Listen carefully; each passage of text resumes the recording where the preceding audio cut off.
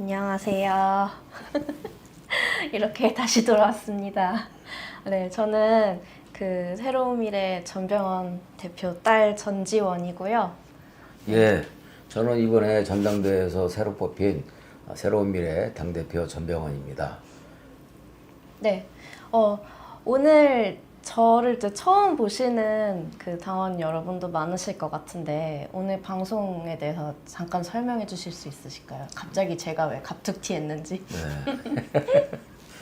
그 새미래 전당대회를 앞두고 우리 당원 동지들께서 여러 가지 궁금하신 점이 있다고 그래서 우리 딸 아이가 지난 총선 때 우리 당원 여러분들이 많이 응원해 주시고 그래서 같이 여러 가지 궁금한 점들을 함께 물어보고 풀어보는 그런 부녀 토크 방송을 했는데요. 그때 시간이 좀 부족해가지고서 전당대회가 끝나고 당대표가 되면 여러분들과 빠른 시간 내에 만나겠다 이런 약속을 드린 바 있죠. 오늘 사실 할까 말까 망설였는데 지금 뭐 올림픽 지금 시청 중이기도 하지 않습니까? 지금 아마 우리나라 선수들이 태국 전사들이 지금 파리에서 열심히 활동을 하고 계실 텐데 혹시 이 올림픽 방송을 시청하는데 방해가 되지 않을까 이런 걱정도 했습니다만 그래도 우리 그 당원들하고 약속한 것이라서 7월이 가기 전에 어떻게라든지 좀 시간을 내서 하도록 하자. 그리고 이 실시간에 못 보더라도 유튜브 방송이니까 다시 돌려보기로 할 수 있으니까 오늘은 7월 30일 내일이 마지막 날입니다만 7월이 가기 전에 당원 동지들과 그리고 또 국민들과 함께 약속한 것을 지키기 위해서 이렇게 방송을 하게 됐습니다. 네. 그래서 저도 이제 덕분에 오랜만에 다시 인사드리게 됐고요. 지난번에 방송할 때도 실시간으로 정말 많이 참여해주시고 질문도 많이 올려주시고 격려의 말씀도 많이 해주셔서 저도 그때 이제 처음 유튜브 방송을 해봤는데 굉장히 즐겁고 뜻깊은 시간이었던 것 같습니다. 그래서 또 불러주셔서 감사합니다. 네, 그럼 이제 첫 번째 질문 해보고 싶은데요. 네. 전당대회가 그때 굉장히 이제 치열하게 즐겁게 끝나서 이제 그 이후로 대표 취임하신 지 보름 정도 지났어요. 그래서 굉장히 바쁘게 지내신 것 같아요. 굉장히 기사도 많이 나왔고 그래서 당원 여러분들께서 굉장히 기사를 보면서 기뻐하시기도 많이 했는데 그동안 좀 어떻게 보내셨나요? 예, 어쨌든 우리 새로운 미래 전당대회를 마치고 새로운 모습으로 존재감이 확실한 그런 정당으로 국민들께 각인시키기 위해서 나름대로 최선을 다해서 분주하게 노력을 했는데요. 그럼에도 불구하고 너무나 의석수가 작다 보니까 여러 가지 한계와 역부족을 많이 느끼고 있습니다. 제가 당대표를 맡으라고 여러 권유를 받으면서도 제가 주저하고 망설였던 이유들 여러 가지가 있었는데 제가 망설이고 주저했던 그런 상황보다도 실제 닥쳐보니까 훨씬 더 심각하게 어렵고 힘든 그런 환경이라는 점을 다시 한번 실감하고 있고요. 이런 점들을 돌파하기 위해서 여러 궁리를 많이 하고 있습니다. 그런데 단 한 가지 제가 고무적으로 생각하는 것은 우리 당원 동지들께서 매일매일 같이 응원과 그리고 지원을 해주시는 그런 SNS를 통해서 또 전화로 이렇게 말씀을 많이 해주셔서 항상 그 용기가 나고요. 우리 당원들의 이 기백과 그리고 새로운 미래에 대한 애정을 정말 리얼하게 체험하는 그런 짧은 시간이었습니다만 아주 뜻깊은 감동과 감명의 시간이었다는 것이 또 함께 말씀드릴 수가 있을 것 같습니다. 네, 제가 이렇게 이제 저희 아빠 당대표 되시고 나서 짧은 시간이지만 이제 지켜보면 새로운 미래 자산이 결국에는 정말 이제 당원에게 있구나 이런 걸 많이 느꼈거든요. 네. 이제 어느 한 분 사실 당원 여러분도 그렇고 당직자분들도 그렇고 저희 아빠 대표님까지 이게 쉬운 길이라고 생각해서 합류하신 분은 아마 한 분도 안 계시지 않을까 그렇죠. 생각합니다. 어찌됐든 이제 그 정치계 가장 큰 우리가 자산이라고 생각하는 그 이낙연 대표님 주축으로 이제 험난한 길인 거 알면서도 뭉친 것 같고 그리고 이제 취임하고 나서 굉장히 응원을 많이 받았잖아요. 그래서 저도 덩달아서 옆에서 굉장히 마음이 따뜻해졌는데 했는데 그랬군요. 아, 너무 좋았습니다. 너무 감사했고 아, 그 얼마 전에 또 애칭도 생겼잖아요. 우리 지금 저희 방송한다고 시간까지 옮겨주신 정치 신세계 감사한 아유, 가피우스님께서 가피우스님 감사합니다. 네, 아유, 감사합니다. 네, 저희 시간 양보해 주셔서 정말 감사드리고 그때 방송에서 이제 애칭이 어떤 게 좋냐 해가지고 꿀뎁 선택해가지고 이제 많은 분들이 꿀뎁, 꿀대표 뭐 이렇게 부르고 계신데 그것도 너무 귀엽고 힘이 많이 되실 것 같아요. 아, 정말로 힘이 돼요. 우리 꿀댐님 이렇게 하면서 이런저런 기사에 대해서 코멘트도 달아주시고 또 댓글도 달아주시고 하는 걸 보면서 사실 저는 정치를 하면서 댓글은 별로 안 봤어요. 근데 제가 세밀의 그 당대표가 되면서 댓글을 보거나 또 응원하는 메시지를 관심을 갖고 보게 되는 취미가 지금 생겨나고 있습니다. 그게 다 우리 당원 동지들의 끊임없는 열정과 기백 그런 것들이 저에게 계속적으로 활동할 수 있는 에너지의 원천이 되기 때문에 그렇다고 생각하고요. 다시 한번 이 자리를 빌어서 우리 열정적인 당원 동지 여러분들의 응원과 그리고 성원 정말 감사합니다. 그리고 이것이 우리 세밀의 최고의 자산이다라는 것을 하루하루 날이 갈수록 더 깊이 크게 느끼고 있습니다.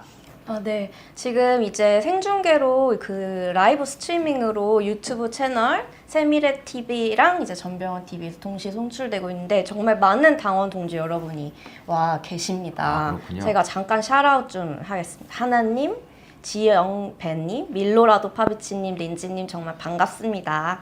예, 길드리머님, 이성은님, 구름하느님, 스리님, 부드리님, 히히님 정말 많은 분들 와 계시고 제가 지금 이렇게 계속 댓글을 보고 있어요. 어제 국립묘지에도 오셨어요. 어제 진짜 그 얘기는 조금 이따 할게요. 정말 많이 와 계신데 그리고 전병헌 TV에도 YT님, 비브디바님, 미키님, Never Never Again님, 퍼시스님, 네 정말 많은 분들이 같이 하고 계신데요. 혹시 이제 방송 보시면서 뭐 하고 싶은 말씀이시라든지 아니면 궁금한 점 있으시면 댓글 올려주시면 네 제가 이렇게 보고 전달을 하도록 하겠습니다. 네. 네, 어제 지금 방금 얘기가 나온 김에 현충원 갔다 오셨잖아요. 네. 사진 보니까 정말 많은 분들이 이 더위에도 불구하고 와주셨던데 근데 어제 현충원 방문이 약간 좀 늦지 않았냐는 의견이 있었어요. 네. 예, 좀 늦었죠. 왜냐면 그 다음 그 월요일 날 가려고 했는데 비가 많이 왔거든요. 그리고 계속 집중호우, 폭우 이런 것들이 있어서 굳이 폭우가 쏟아지는데 갈 필요가 있겠느냐라는 그런 생각도 있었고요. 그 다음에 또 제가 취임을 하고 나서 당 사정을 살펴보니까 당장에 발등에 떨어진 불들이 몇 개가 있어서 그것을 끄고 다니느라고 현충원 방문을 미뤘는데요. 어제는 이제 그 폭염보다도 폭우가 쏟아질까봐 매우 걱정을 했는데 그리고 일기예보도 11시부터 비가 온다고 돼 있었는데 마침 어제 다른 날에 비해서 습도도 그렇게 높지 않았고 또 해가 쨍쨍 나지 않으니까 참배하기도 좋았고 그리고 바람도 동작동 국립묘지에는 선선하게 불어서 어제 그나마 여름철 폭염더위 속에서 복중더위 속에서 참배하는 데 있어서는 최고의 날씨였다. 그걸 보면서 우리 호국영령과 선열들 그리고 김대중 대통령님과 우리 김영삼 대통령께서도 우리 세밀의 앞날을 축복해주고 또 우리 세밀의 당원 동지들의 안녕과 그리고 단합을 기원해주는 그런 어떤 의지나 기운이 있는 것이 아닌가라는 것을 실감을 했습니다. 그래서 현충원 참배하시면서 이제 방금 말씀하셨지만 그 김대중 대통령님이랑 김영삼 대통령님 모양 참배를 하셨잖아요. 네. 소감이 어떠셨는지 특히 이제 김대중 대통령님 같은 경우에는 정말 아버지를 이제 그 대표님을 꿀팁을 정치로 인도를 하신 그런 멘토이자 스승이신 분이고 사실 저도 어렸을 때 계속 배워왔잖아요. 네, 맞아요. 뭐 여름 휴가도 같이 갔었고 그래서 정말 저도 가장 존경하는 분인데 지금까지도 근데 이제 그 감회가 좀 남다르셨을 것 같아요. 예, 제가 김대중 대통령님을 모시고 당 총재에서부터 대통령까지 쭉 이렇게 모시고 또 퇴임 후에도 주기적으로 찾아뵈면서 이러저러한 깊은 말씀과 또 덕담을 많이 들었는데 정말 감회가 새로웠습니다. 그리고 특히 이제 호국 영령에 대한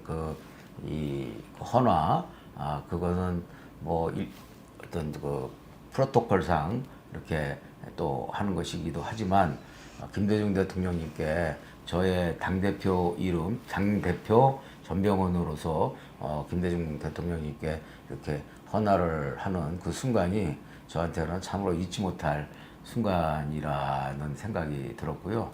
우리 딸내미도 아들내미도 김대중 대통령하고 그 제주도에 같이 휴가도 가고 또 기호하고 사진도 찍고 그랬는데 그 전에 아주 어렸을 때 그 보람의 그 87년도 보람의 공원 유세나 이럴 때 같이 데리고 가다 보니까 그 뒤에 대통령 선거가 끝난 뒤에도 그 당시 평민당 색깔이 노란색이었는데 노란색만 보면 그 조그만 꼬맹이들이 남녀 꼬맹이들이 길가에서 뭐 이렇게 주저없이 김대중 이렇게 하면서 뭔지도 모르고 그랬어요. 돌아다니고 그랬던 것이 스쳐 지나가기도 하고 또 김대중 대통령께서 이제 입관 이렇게 하실 때 저는 그날 같이 그 시간에 입회를 했었는데 그 장면도 생생하게 기억이 되고 그 돌아가신 그 어떤 모습에서 풍겨 나오는 그런 포스도 이분 역시 돌아가셔서도 보통 분이 아니구나라는 그런 회상을 했는데 그런 기억들이 아주 새록새록 많이 났습니다. 그리고 또 한편으로는요 약간 뿔따구가 게 그 이재명 당이 완전히 김대중 정신과 노무현 정신을 갈아 없애버렸잖아요. 근데 그 중에서도 이번에 지금 그 전당대회를 하는데 완전히 그 전당대회가 이재명 용비어청과 찬양 그 경연대회인지 명비어청과 경연대회인지 분별이 안 될 정도로 그렇게 그 아바이 수령당 대회를 하고 있는데 또 날짜가요. 전당대회 날짜가 김대중 대통령 서거 15주기 8월 18일 날 하더라고요. 그래서 의도적인 건가요? 글쎄요, 그 의도적이라고 생각하지 않는데 그만큼 그들에게는 우리 민주당의 정신이고 사실상 그 창립의 그 창당의 기반이 되신 그 김대중 대통령님에 대한 어떤 인식이나 그 염두에 전혀 없다는 것을 반증하는 것이라고 생각하는 거죠. 제가 그 민주당 창당 60년 기념사업 위원장을 했거든요. 그 민주당의 역사를 어디서 시작을 했냐면 김대중 선생이 처음으로 정당을 시작한 정당이 창당된 날짜를 그게 1955년 9월 17일이거든요. 신민당이 창당이 됐어요.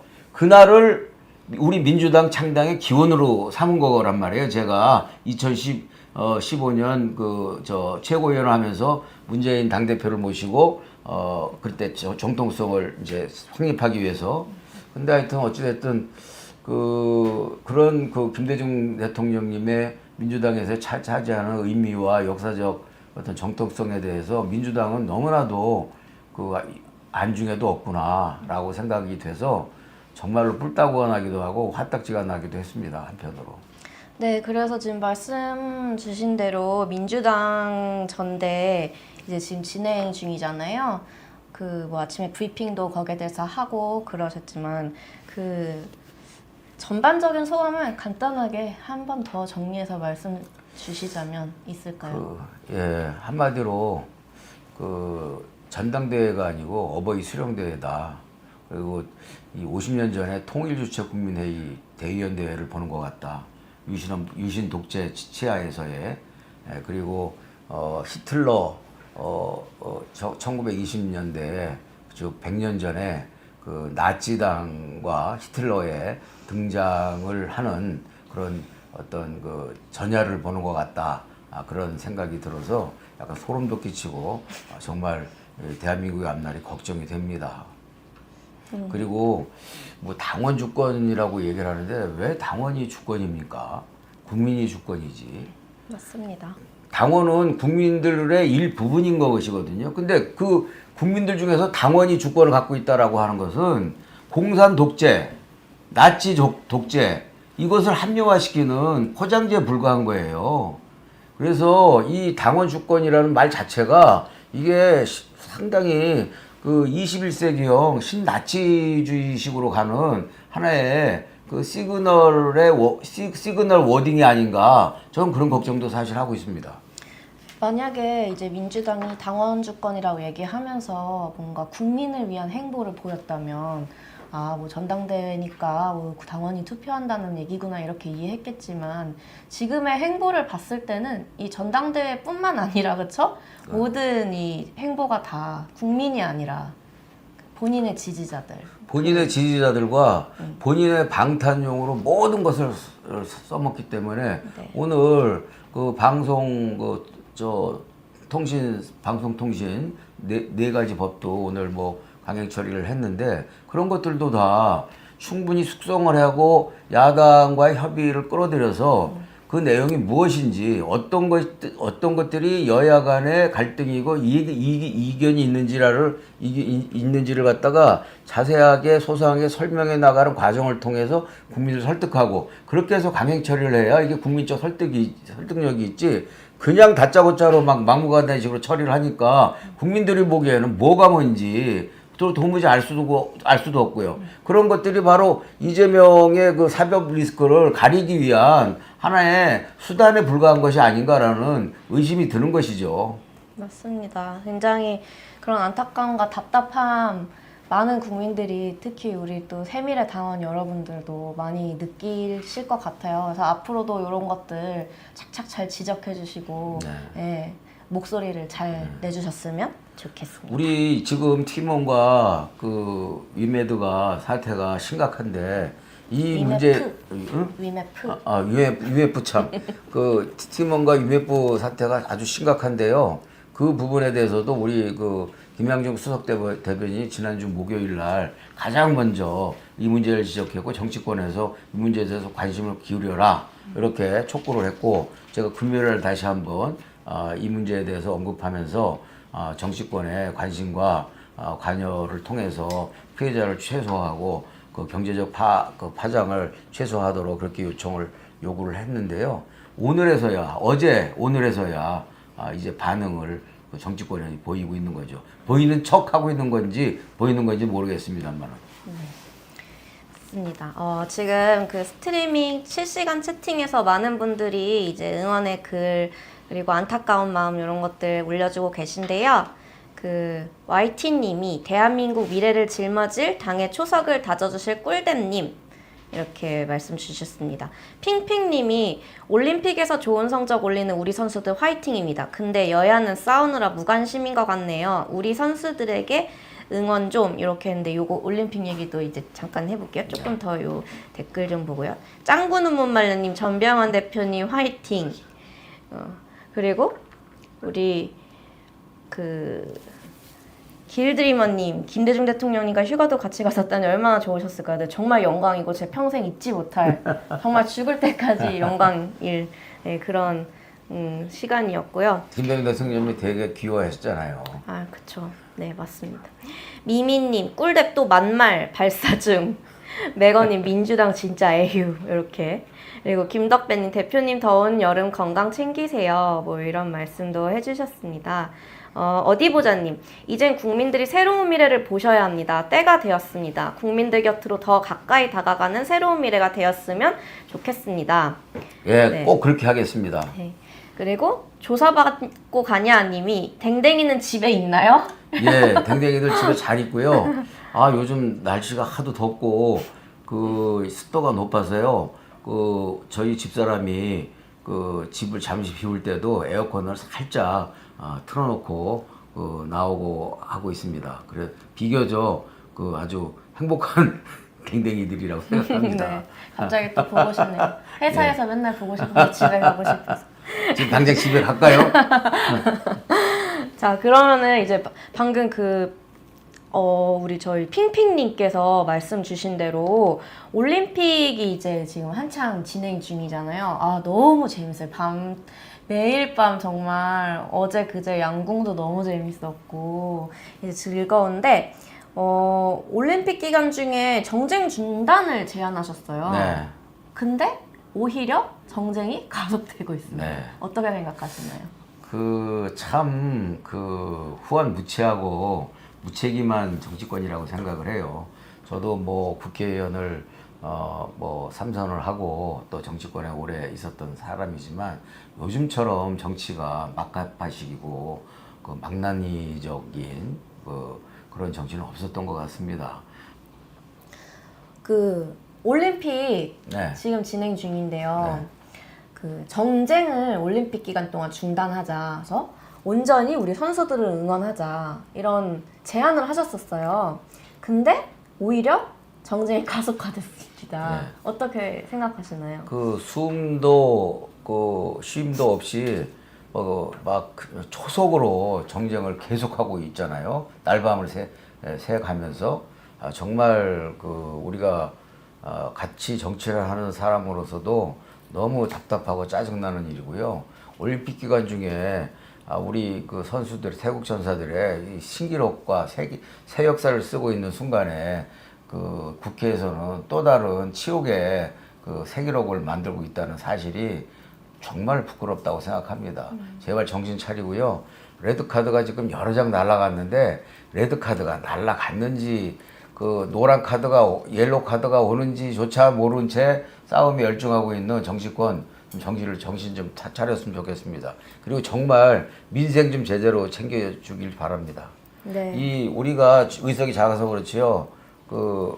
팀 F 문제도 우리 새미래가 제일 먼저 이것에 대해서 정치권이 좀 나서서 피해자도 좀 만나고 당국 이 관련 금융당국도 불러서 피해를 최소화하고 경제적인 파장을 최소화하는 대책도 추궁하고 해야 된다. 그리고 조사단을 구성을 하자 이런 제안을 했었는데 지난주에 저희들 했었는데 오늘에서야 이제 국회가 조금 움직이는 것 같습니다. 이 새미래한테 의석만 조금만 더 주셨으면은 정말 보란 듯이 기동력 있게 움직였을 텐데 정말 아쉽고 안타깝습니다. 네, 정말 안타까운 마음이에요. 우리 태국 정사들처럼만 해줬으면 좋겠는데 과한 바람이겠죠. 아니 태국 장사들처럼 메달까지 바라진 않아요. 그냥 페어 플레이만 해줬으면 좋겠어요. 네, 맞습니다. 지금 그렇게 안타까운 지금 현실 속에서 뭐 탄핵이다, 특검이다, 여러 가지 법안 일방 처리하고 민주당이 입법 독주를 하고 있어요. 어떻게 생각하시나요? 정말 독선적이고 국민들과 함께 가야 된다고 생각하거든요. 정치는 김대중 대통령께서 정치는 국민보다 한 발짝 먼저 가면 안 된다. 국민의 손을 꼭 잡고 반발짝만 앞서가야 된다라는 말씀을 하셨는데 전 그 말이 굉장히 명언 중에 또 명언이라고 생각을 해요. 서생적 문제의식과 상인적 현실 감각이란 말과 함께 정치의 요체를 말씀하신 거라고 생각을 하는데 지금 지금 민주당 입장에서는 자기네 그들의 주장이 설사 옳다 하더라도 그리고 상당히 옳은 부분이 있다고 생각해요. 저도. 그러나 그럼에도 불구하고 국민 손은 팽개치고 국민들이 자기들한테 엄청나게 거대한 의석을 준 것을 마치 자기들의 완승인 것처럼 착각해가지고서 오만방자하게 국민의 손을 팽개친 채로 혼자서 막 질주하고 있는 이런 모습은 국민들한테 머지않아 버림받기 십상이다라는 경고의 말씀을 드리고 싶습니다. 그리고 국민의힘도 좀 정신 좀 차렸으면 좋겠어요. 윤석열 정부의 무능과 무책임은 어디까지인지 윤석열 정부의 국정 실패로 얼마나 많은 국민들과 자영업자와 중소상인들이 고통을 받고 있는지 좀 제발 정신을 차리고 기민하게 좀 움직였으면 좋겠습니다. 네, 맞습니다. 정말 그래줬으면 좋겠고요. 저희가 아까 스트리밍 한번 끊기면서 계셨던 분들이 이제 어디로 다 이제 흩어지셔가지고 혹시 여기 지금 함께 해주고 계신 그 분들 너무 감사드리고요.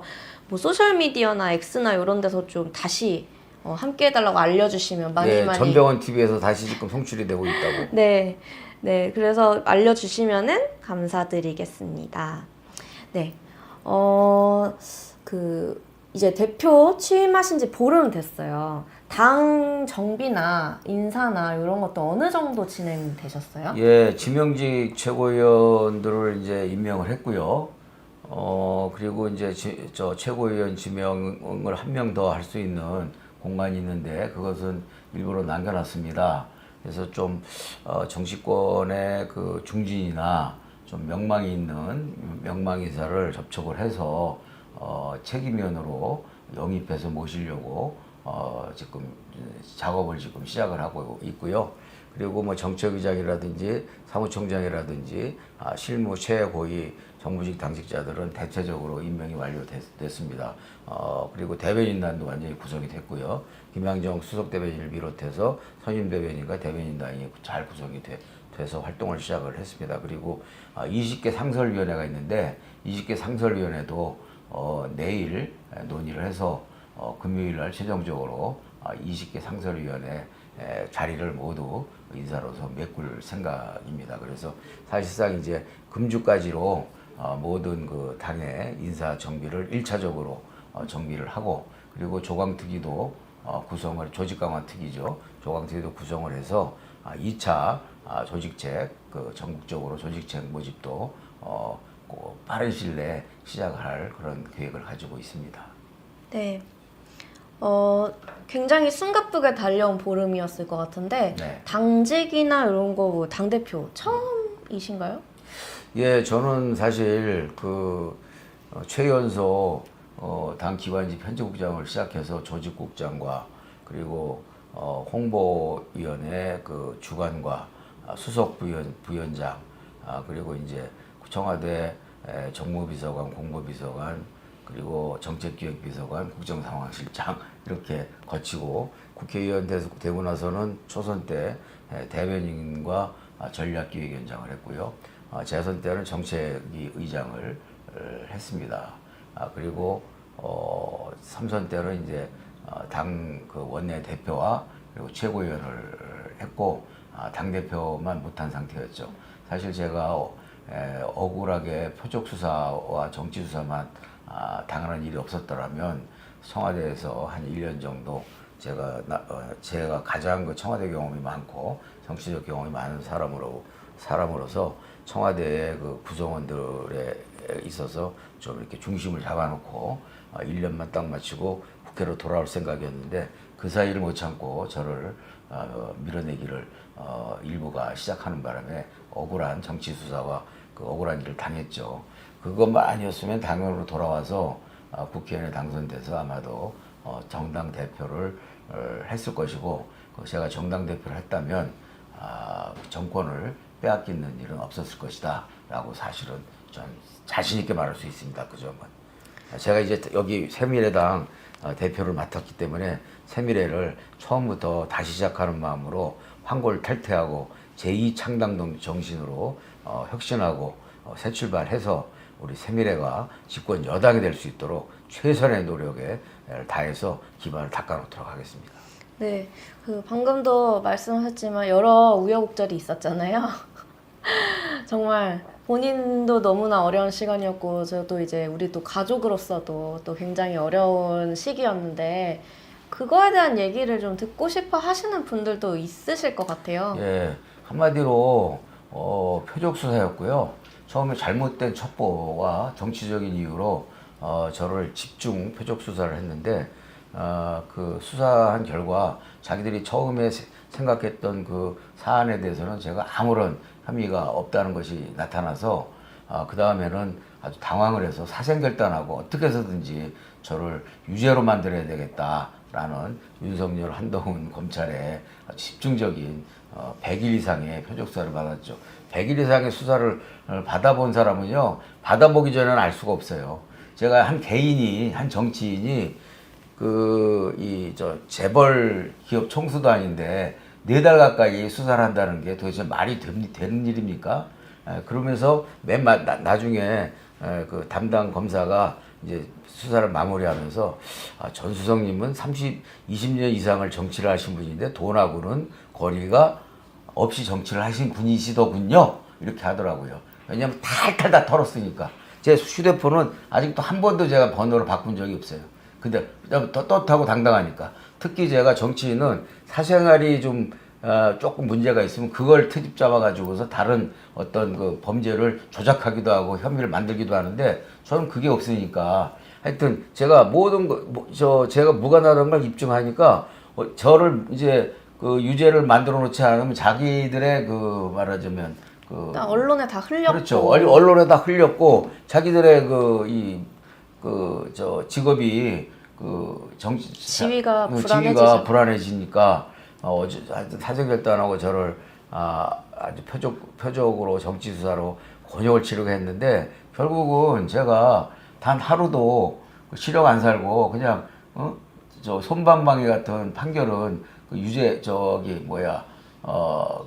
그게 뭐죠 기소 집행유예 집행유예 좀 받고 있다가 그 수사를 한 당사자인 윤석열 대통령과 한동훈 법무장관이 선고 실효라는 일반 사면복권하고는 완전히 질이 다른 그러니까 선고를 한 것이 효력이 없어지는 그런 원천무효의 그런 그 사회복권을 받아냈죠. 그런데 이제 그것을 가지고 트집을 잡아서 또 민주당에서 그 정적들이 저를 그 공천에서 배제를 했는데 문재인 대통령께서 그러시더라고요. 이게 사면복권을 이 최고위법인 헌법에다가 그렇게 명시를 한 것은 특히 국민의 권리, 특히 피선거권 그리고 특히 정치인들에게는 다시 출마할 수 있는 기회를 확실하게 보장하기 위해서 최고위의 그 헌법에다가 명문화한 것인데 그것을 무시하고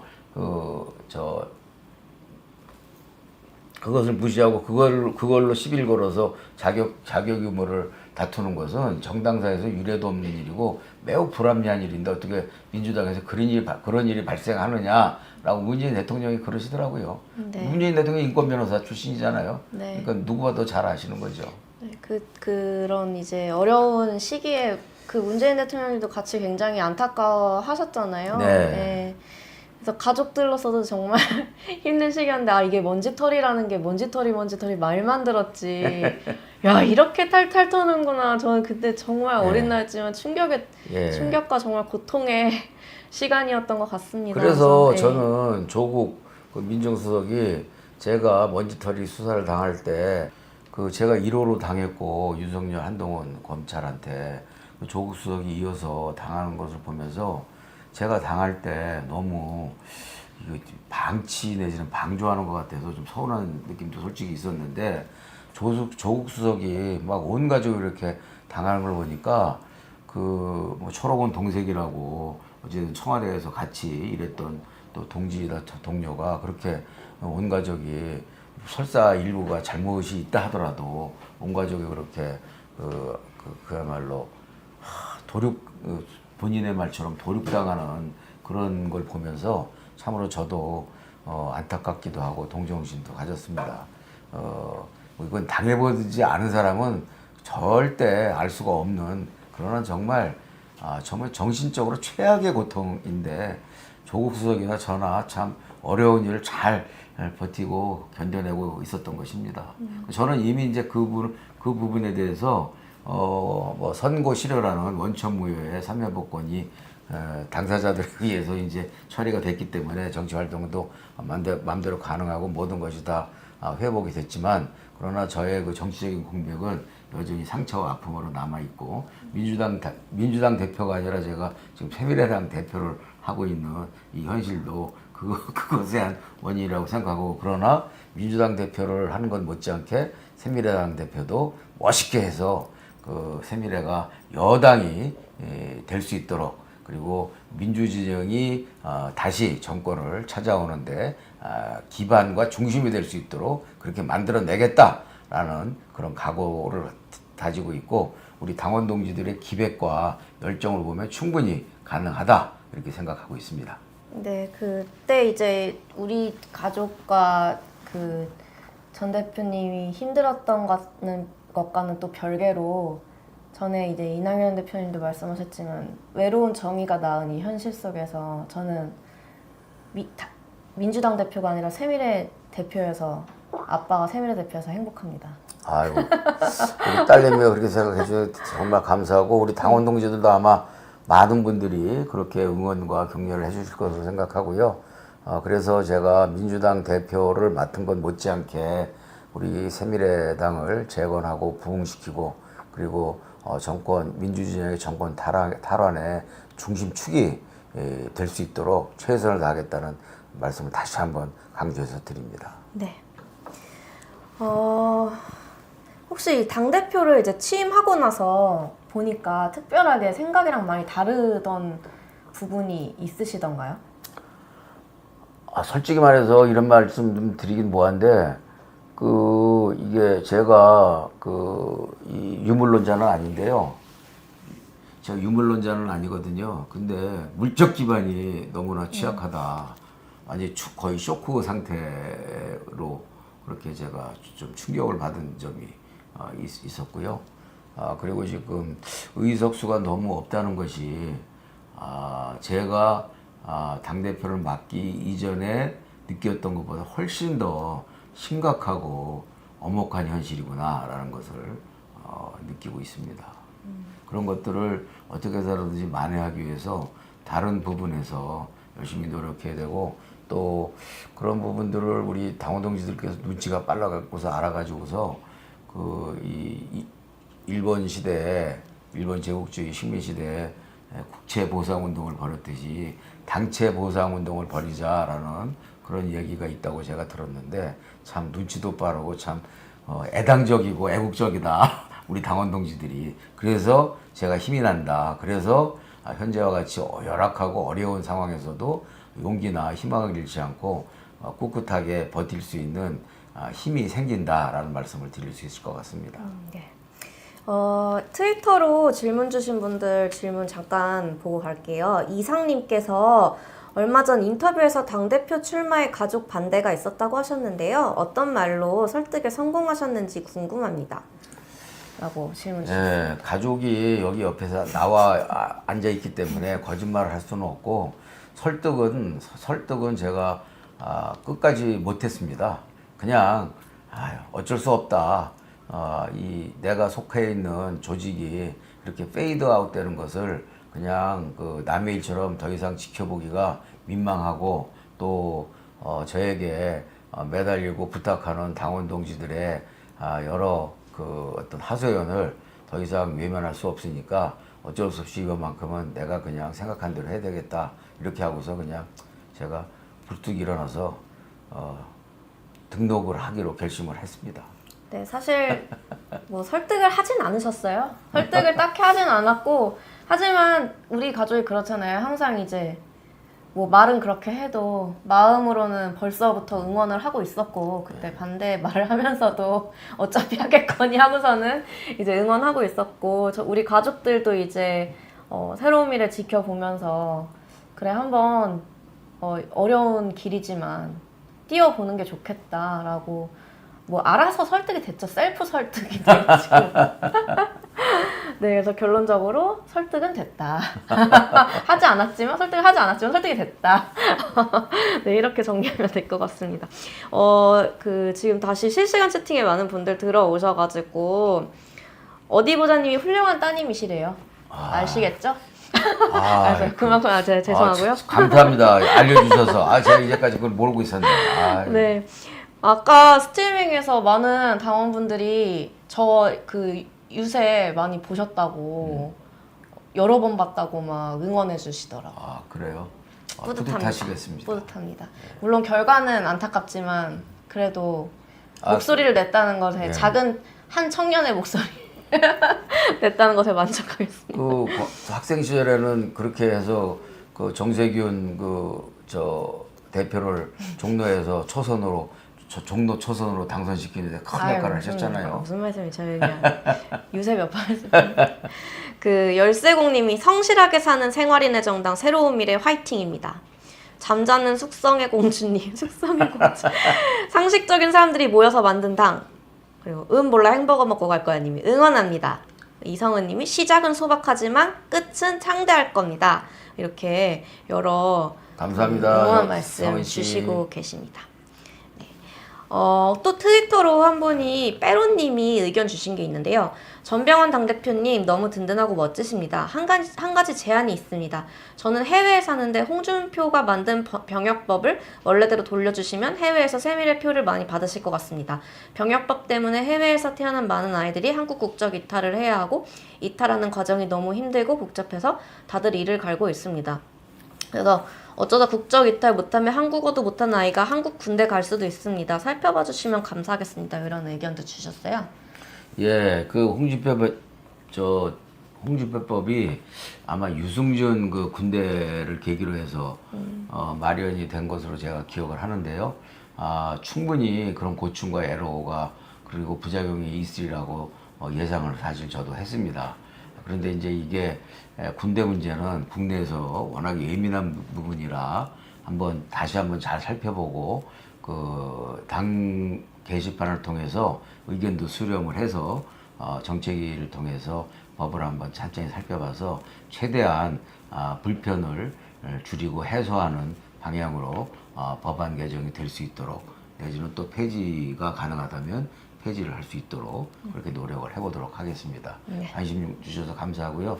그런 특히 이런 구체적인 어떤 법안들 그리고 생활 속에서 불편한 일들 이런 것들을 좀 많이 알려주시고 남겨주시면은 저희들이 세미래가 국민 속으로 들어가고 국민의 공감하는데 큰 도움이 될 것 같습니다.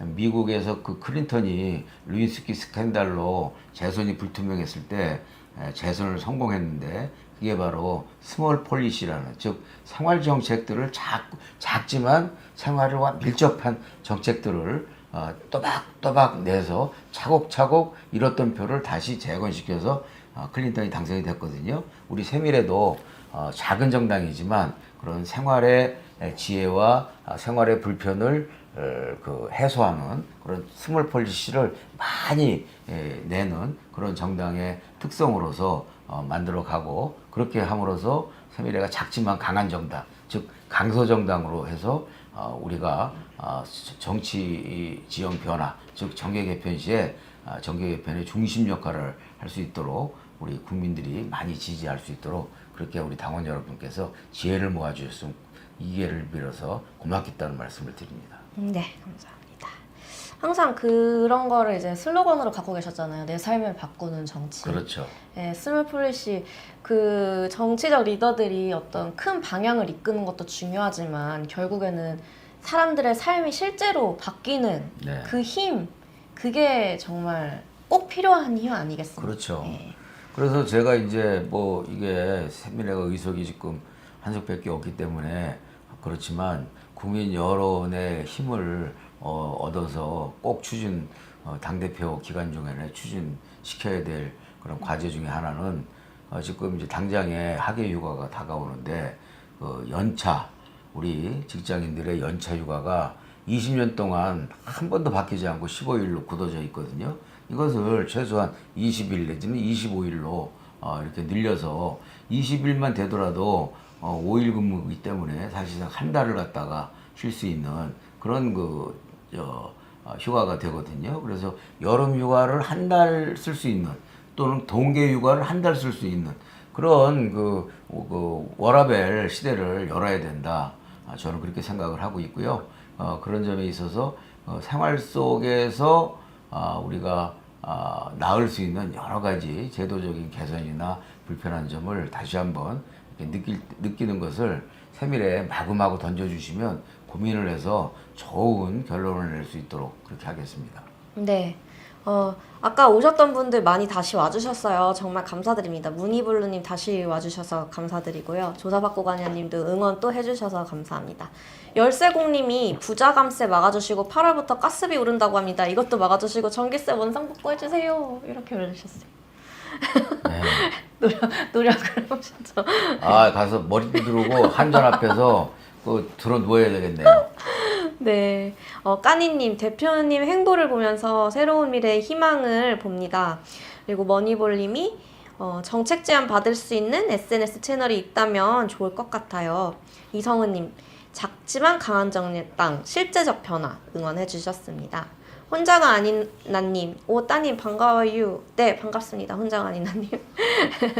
그리고 네 까니님이 우와 연차 20일 직장인들 좋아할 것 같습니다. 이런 의견 주셨습니다.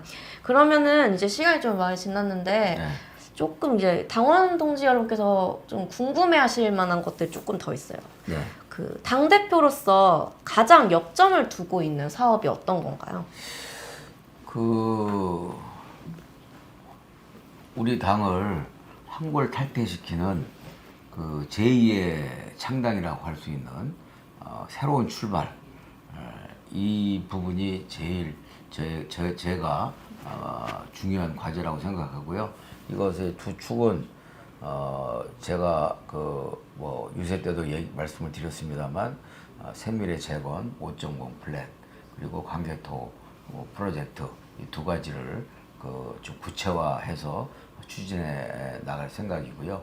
이걸 이제 이 금주 중에 모든 이제 당직 인선이 1차적으로 마무리가 되면은 다음 주부터는 아주 구체적인 그런 플래닝을 하고 계획을 세워서 여러분들께 말씀드리고 의논해 가면서 제2창당을 황골 탈퇴 세밀의 혁신을 이끌어 나갈 생각입니다.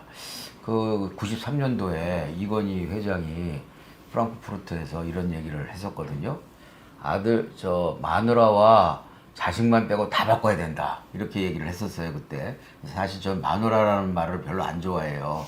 기본적으로. 그래서 저는 잘 알겠지만, 엄마한테 제가 마누라라고 부른 적이 한 번도 없잖아요. 그리고 다른 우리 친구들 사이에서도 친구들이 마누라라고 그래도 우리 집사람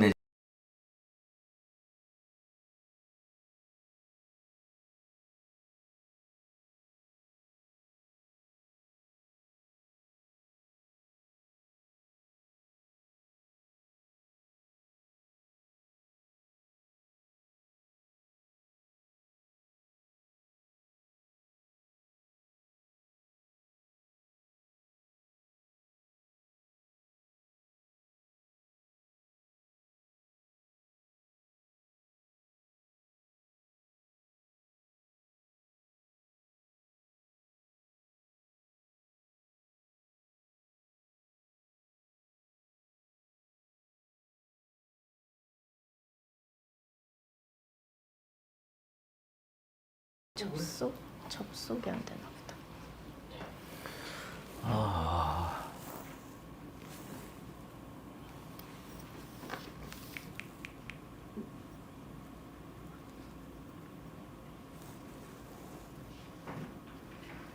됐습니다. 네. 하나, 셋. 네. 마이크가 왔다 갔다 거려서 네. 죄송합니다. 네.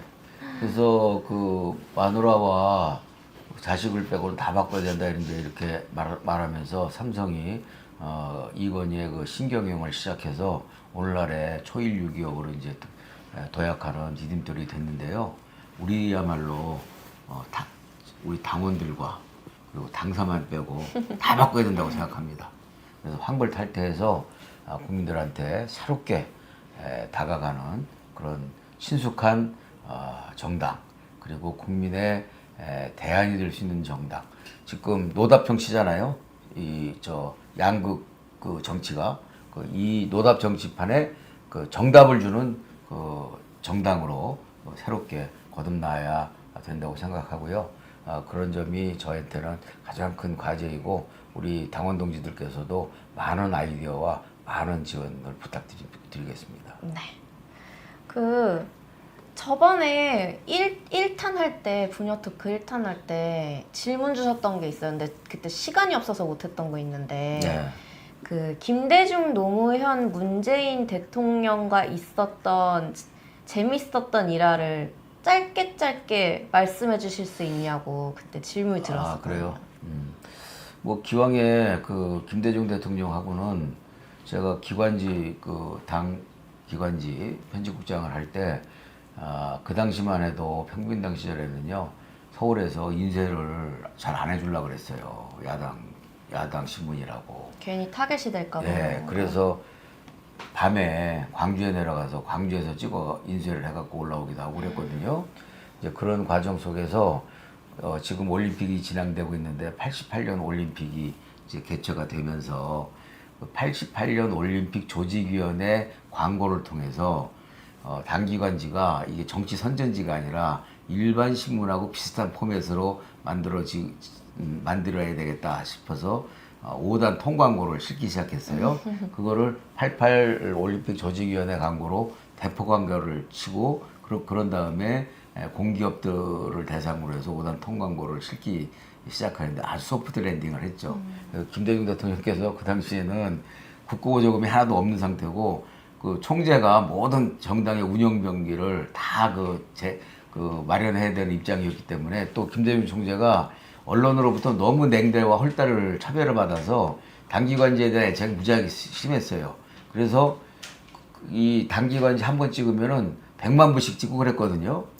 그런데 이제 거기다가 그 한 번 찍을 때 그 인쇄비의 절반 이상을 제 아이디어로 해서 광고를 싣게 됐으니까 엄청나게 그 칭찬을 하고 좋아하셨던 그런 기억이 새롭습니다.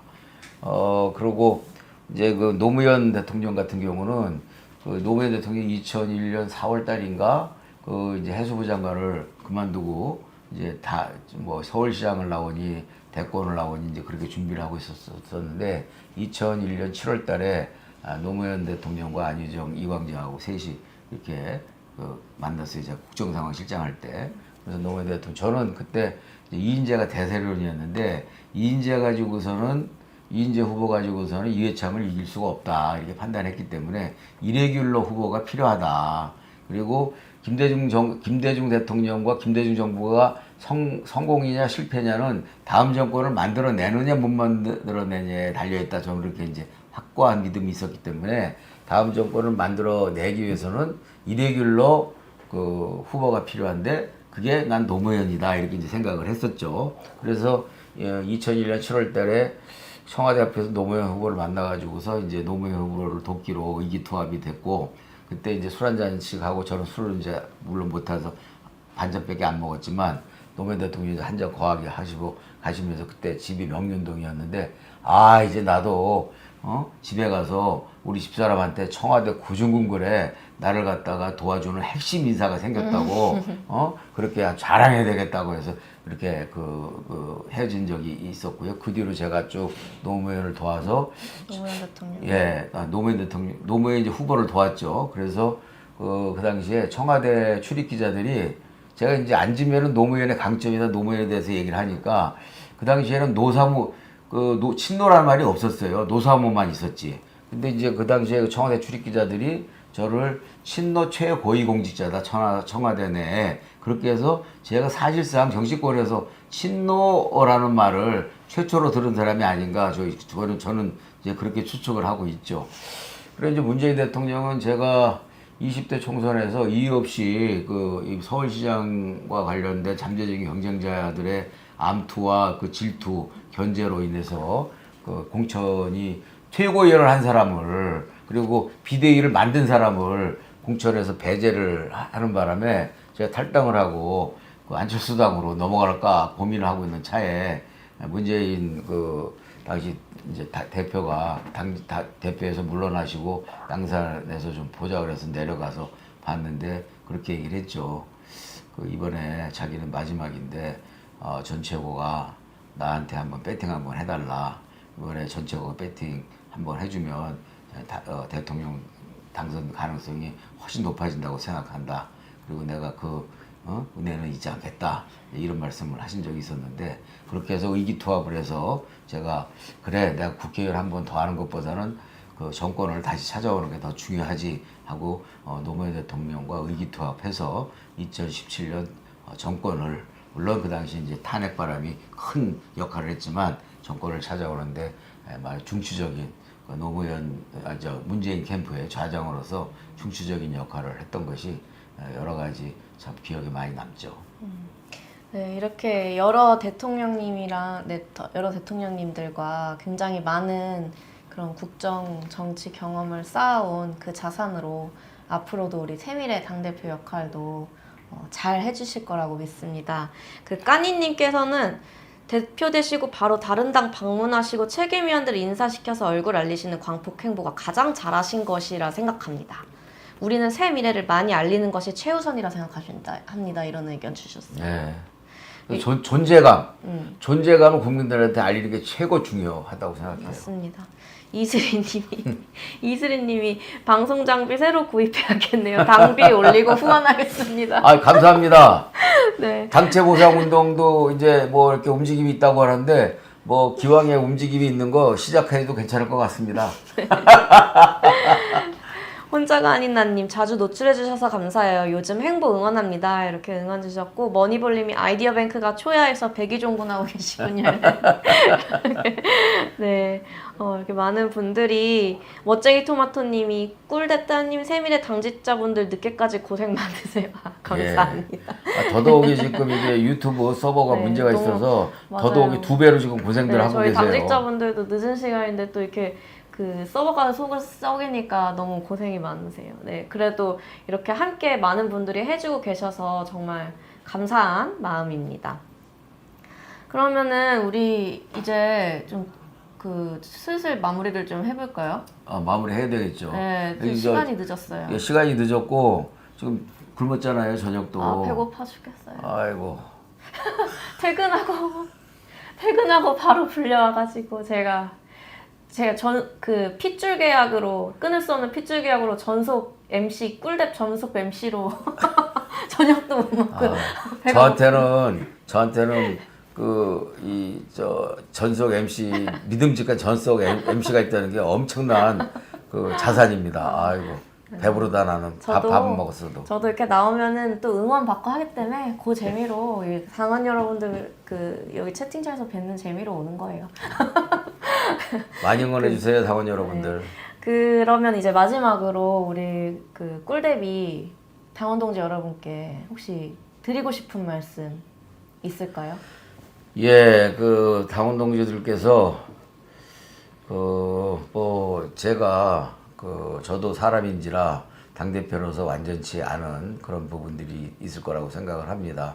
제가 부족하고 모자란 부분이 있더라도 일단은 우리가 다시 한번 솟아오를 때까지는 서로 참고 그리고 이 포용하는 마음으로 널리 베풀어서 우리가 하나로 뭉쳐서 똘똘 뭉쳐서 우리 새로운 미래를 한번 멋지게 재건했으면 좋겠습니다.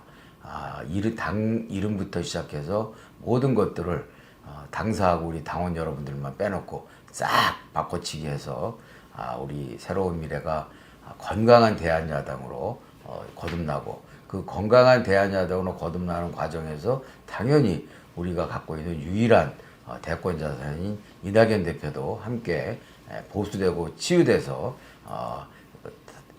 과거에 우리 범민주 진영에서 원톱의 지지를 받았던 이낙연으로 다시 되돌아갈 수 있도록 여러분들께서 많이 힘을 모아주셨으면 좋겠습니다. 제2창당의 쇄신과 그리고 그 쇄신을 통해서 우리 새미래의 대권 자산을 가장 돋보이게 만들어내는 우리 새미래 당원 여러분들의 열정과 그리고 패기와 기백을 믿습니다. 저도 아래에서 여러분들의 기대와 패기, 열정에 부응하도록 열심히 뛰겠습니다. 감사합니다. 네. 그 인사는 하셨지만 마지막으로 나무님이 되게 좋은 의견 주셔가지고 읽어드려야 될 것 같아가지고 전병훈 대표님 인구 감소 대책 의견 있습니다. 돈 주는 거 육아휴가는 이미 얘기가 났으니 당연한 것이고요. 모두 하나 지나치시는 것이 있는데 집안에 절대 손 내밀지 않는 어려운 가정에서 자란 연인들이 망설이다가 헤어지기 전에 결혼을 할 수 있도록 지원할 수 있는 제도가 제일 급선무라 할 수 있습니다. 결혼 자금 때문에 망설이는 어려운 청년이 많이 결혼해야 합니다. 이런 의견 주셨는데 맞습니다. 사실 맞아요. 저도 청년이지만 제 주변에도 다 가장 고민이 이제 경제적인 문제거든요. 이번에 제가 지난 총선 때 입법 공약 1호가 연차휴가 25일, 입법 공약 2호가 학원비 공제, 세액 공제, 초등학교 입학 전까지만 세액공제를 하는 것을 모든 그 고등학교까지 전 과정을 세액공제하는 것으로 그렇게 확대하는 게 2호. 제 3호가 바로 우리 청년들의 결혼 비용을 세액공제 제도를 하는 건데요.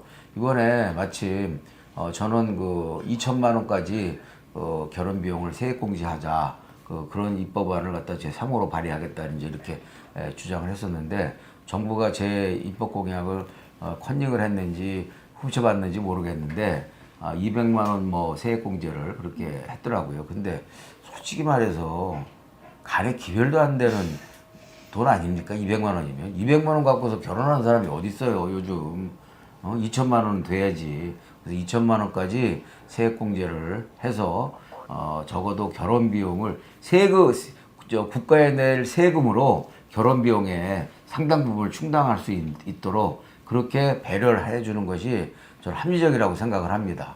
네, 그래서 뭐 25만 원씩 갑자기 25만 원씩 현금을 살포하고 그러는 게 아니라 세금을 좀 적게 걷는 방식으로 그리고 제도를 인구 소멸이라는 이 심각한 위기를 같이 해소도 하고 또 결혼도 장려하고 이런 식으로 그 어떤 정책을 써야지 그냥 소위 사탕발림 정책으로 말이죠. 25만 원씩 살포하는 식으로 그렇게 하면은 그렇게 해서 경제정책 할 거면은 이 세계에서 못 사는 나라, 못 사는 국민 없죠. 그냥 현금 찍어서 나눠주면 되니까. 맞아요. 네. 얼마나 이렇게 중요한 문제가 많으니까. 근데 정말 5분만 고민하면 나오는 돈 얼마 줄게 이런 거 말고 좀 진지한 정책적 고민이 네. 필요한데 사실 그런 정당이 지금 솔직히 세미래밖에 없잖아요. 네. 네, 그래서 이런 노답 정치판에서 정답이 될 수 있는 세미래가 이제 다시 차고 올라가기를 그리고 그 길에 큰 역할을 해주시기를 기대를 네. 하겠습니다.